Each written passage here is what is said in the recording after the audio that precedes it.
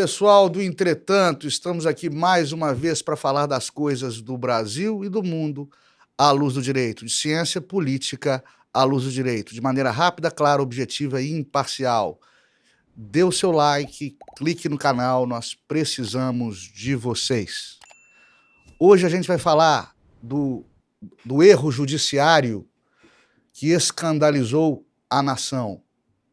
O suposto autor de estupros em série, que passou mais de 10 anos preso e teve a sua inocência finalmente reconhecida pelos tribunais.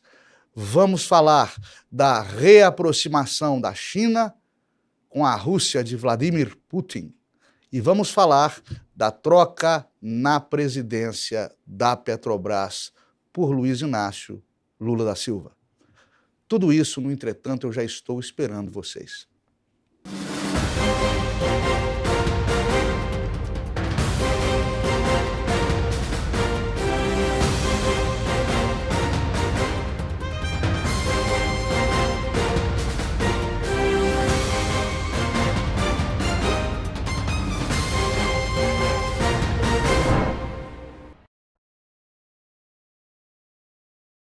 Carlos Edmilson da Silva, guardem esse nome, 10 condenações por estupro, mais de 100 anos de reclusão acumulados.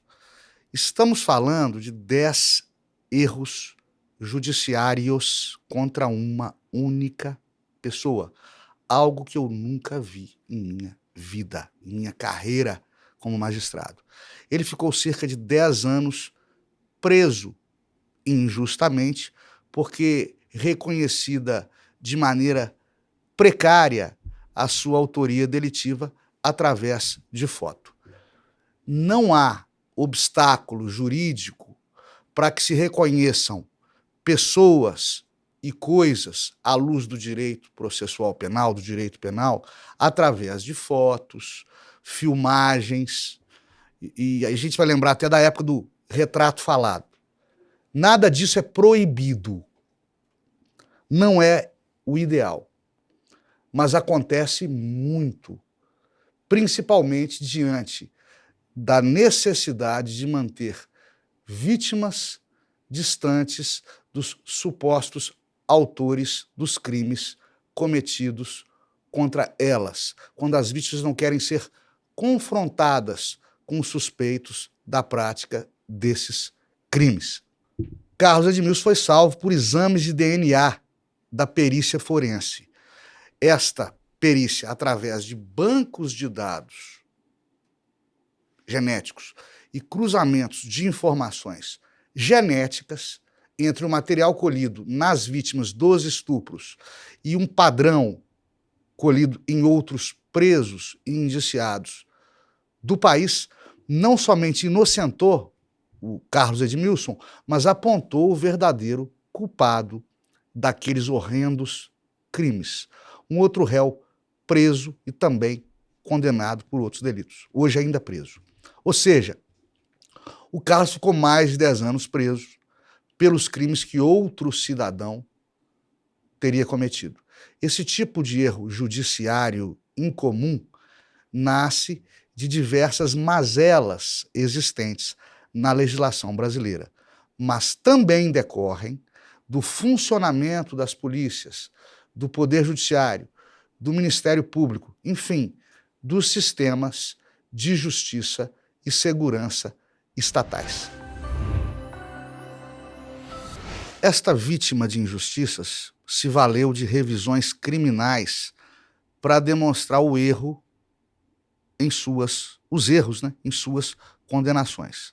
Ainda que estas condenações tenham transitado em julgado e ele já estivesse cumprindo pena, o que se chama de execução definitiva de penas, já se solidificou o entendimento dos tribunais de que não existe o trânsito em julgado condenatório quando se trate da reversão de condenações injustas, decorrentes de erros judiciários e processuais graves. Ou seja, Ou seja, ainda que já não se possa mais recorrer de uma condenação criminal, ela poderá ser desconstituída, anulada, se descobertos e demonstrados fatos e provas novos, equívocos procedimentais seríssimos que autorizem a conclusão de que aquela condenação ou aquelas condenações tenham sido precipitadas e injustas.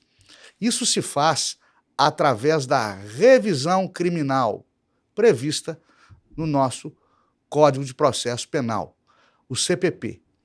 A gente já falou da revisão criminal aqui. Ela é cabível para desconstituir uma condenação injusta transitada em julgado. E eu dei esse exemplo no que se refere ao técnico de futebol Cuca, que há 30 anos atrás, ou mais, quando ele era um jovem jogador do Grêmio, em uma excursão na Suíça, ele foi acusado de estuprar uma menina de 12, 13 anos de idade. Essa condenação na Suíça ocorreu, transitou em julgado, mas foi desconstituída agora, recentemente, pelos advogados de Cuca na Suíça, porque lá, como aqui, é possível, é cabível, é aceito pela legislação o Instituto da Revisão Criminal que tem em diversos países do mundo. Seria ilógico uma pessoa condenada que se descubra depois que foi condenada injustamente não poder ver declarada esta inocência, não poder se ver absolvida simplesmente porque ocorreu o trânsito em julgado. O que se tem que ter para desconstituir essa condenação é a certeza de que ela foi injusta, e ela o será, não somente como demonstrada, quando demonstrada, a inocência do réu condenado, como no caso do Carlos Edmilson, mas também quando demonstrado que não ocorreu na época da condenação um panorama de provas suficientes para ensejar uma condenação, um decreto condenatório sólido, robusto, embasado em provas irrefutáveis. Também quando não existe o respeito a garantias processuais fundamentais ao longo do processo criminal que redundou nesta condenação. As vítimas dos estupros apontaram Carlos Edmilson como seu algoz porque viram fotografia dele isolada em um álbum de fotos de suspeitos apresentado pelos investigadores à época.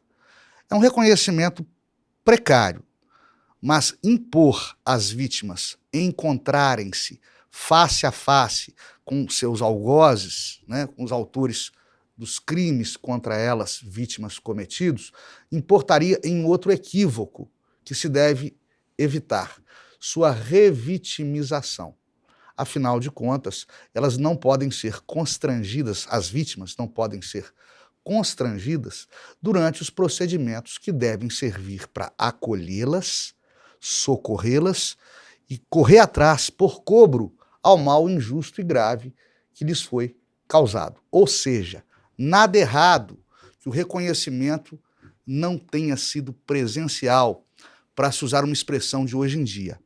A crítica formulada pela defesa de Carlos se atém ao fato de que a única foto apresentada às vítimas seria a dele, ele, que possui um tipo físico bastante comum entre os habitantes das periferias pobres das grandes cidades. O correto seria apresentar várias fotos, com vários suspeitos, todos mais ou menos parecidos, mas exigir isso em uma delegacia de polícia abarrotada de ocorrências, com um monte de gente detida, apurando crimes rumorosos e urgentes, nas madrugadas tumultuadas dos plantões policiais das grandes cidades brasileiras, pessoal, isso aí beira o surreal, exigir isso.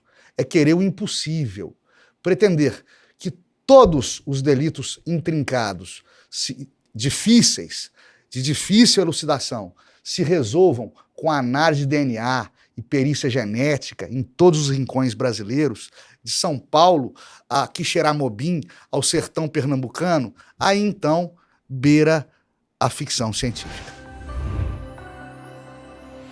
Erros judiciários não se confundem com erros judiciais, ao menos nem sempre. O caso de Carlos se enquadraria em um erro judiciário, um erro sistêmico do sistema, porque o juiz não teria como não condenar, em um primeiro momento, com reconhecimento íntegro, firme e claro da vítima, das vítimas, né, que disseram e repetiram que Carlos seria seu estuprador. Isso por pelo menos 10 vezes. Eu não estou aqui criticando a inocência dele, a anulação das condenações dele, ou dizendo que ele de fato é culpado. Eu não conheço os autos.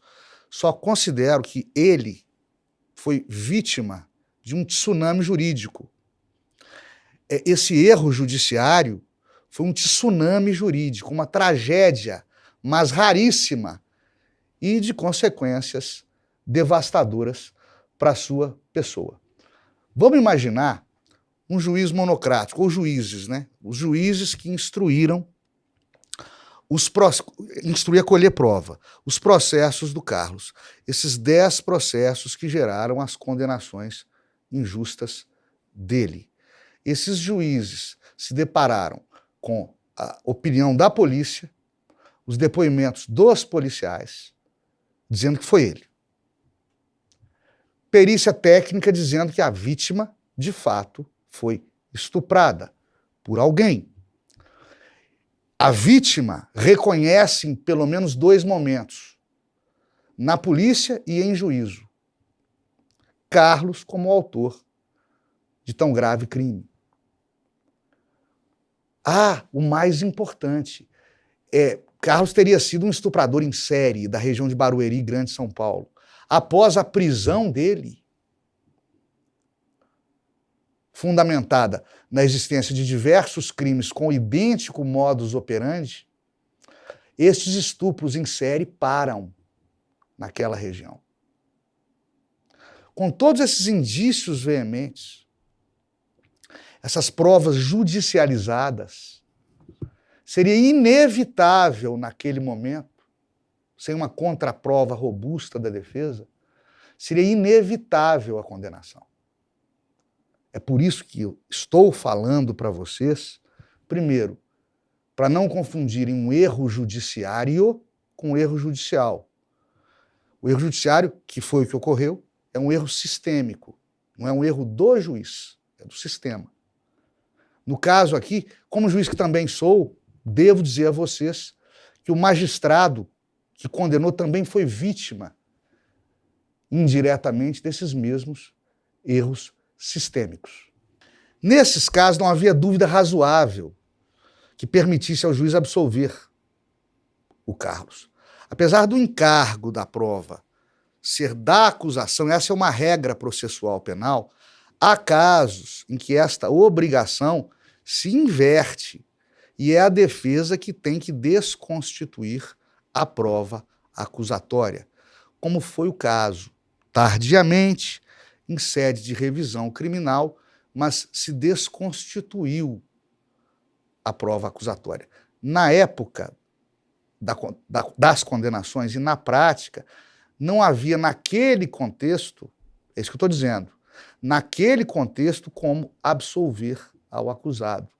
Não ponham a culpa nos juízes do caso, foi um erro sistêmico, e não temam, não temam.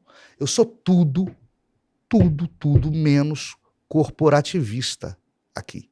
Já critiquei as minhas hostes, as decisões dos meus colegas juízes, ministros de tribunais superiores aqui, sempre tecnicamente, mas apontando equívocos nas decisões, sempre com respeito, mas pondo o dedo em feridas, sempre ético, mas sem salamaleques. Nesse caso, ou melhor, nestes casos, não havia como os juízes da causa evitarem as condenações de Carlos Edmilson. Jean Paul Prates foi sacado da presidência da Petrobras por Lula da Silva. Motivos? Perda de bilhões, os alegados, né? Perda de bilhões em valor de mercado da Petrobras e atritos de Prates com o ministro das Minas e Energia, Alexandre Silveira. A Petrobras é ou não é uma estatal? O presidente da República pode mandar dentro da Petrobras? O governo brasileiro manda na Petrobras? Quem é que lucra com a Petrobras? Vamos entender um pouquinho disso? Como dizia o jornalista Goulart de Andrade, vem comigo. A nossa maior estatal não é, tecnicamente, uma estatal. É uma sociedade anônima de capital aberto, ou seja, é uma sociedade, é uma empresa que possui ações à venda no mercado. O controle governamental brasileiro sobre ela é exercido por quê? O governo federal é seu acionista majoritário, com mais de 28% das ações. Segundo os estatutos da empresa, nesse caso, todo o seu conselho de diretor e, inclusive, a sua presidência são compostos de pessoas escolhidas, indicadas ou toleradas pelo presidente da República da vez. Justamente por isso, os lucros e dividendos da Petrobras ficam, em sua maior parte, com o governo federal. E aí entra a necessidade de cuidar de sua eficiência e capacidade de gerar receita. Lembre-se que a Petrobras foi criada por Getúlio Vargas sobre a premissa do monopólio da extração de petróleo em solo ou subsolo brasileiro. Hoje esse monopólio se estende também ao etanol. Portanto, como o governo federal controla através do controle societário da Petrobras a extração de combustível fóssil, e não só o fóssil, em nosso país, controla também os preços dos combustíveis nas bombas dos postos de abastecimento. Isso faz todo o sentido do mundo ao nos mostrar que o controle da Petrobras é estratégico para a economia, porque o preço da gasolina, do etanol, do óleo diesel impactam toda a cesta de produtos e indexadores que controlam a inflação. Também impactam o preço dos produtos em geral de consumo direto. É o denominado custo de vida. E Lula da Silva já prometeu, desde a campanha, abrasileirar o preço do combustível no Brasil. Talvez tente cumprir a promessa, o que já gera algum pânico. Por quê? Isso eu também já expliquei aqui. Preços de produtos que são exportados têm que seguir uma lógica econômica internacional. Não dá para vender um produto aqui dentro por um preço de 10 e lá fora por um preço de 100. Afeta a balança comercial, desvaloriza o intercâmbio de produtos e serviços e causa recessão. Eu entendi, vocês entenderam. Vamos ver se o nosso presidente também percebeu. Pessoal, as pessoas estão um pouco assustadas com a China e a Rússia se reaproximando. Na verdade, os dois gigantes nucleares orientais nunca se afastaram. Agora, com Putin jogando bombas há 2 anos na Ucrânia, contra a vontade dos Estados Unidos, o premier chinês reafirmou sua intenção de consolidar vínculos com a mãe Rússia. A origem dos dois países é o comunismo.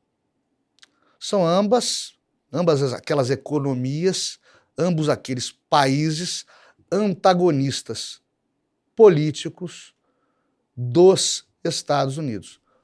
Qual que é a surpresa nisso?